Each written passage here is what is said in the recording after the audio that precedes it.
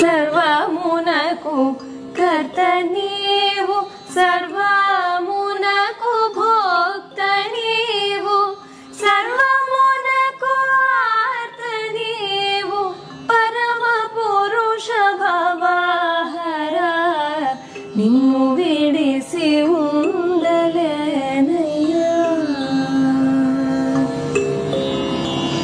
శివ మహాదేవ శంకర నీ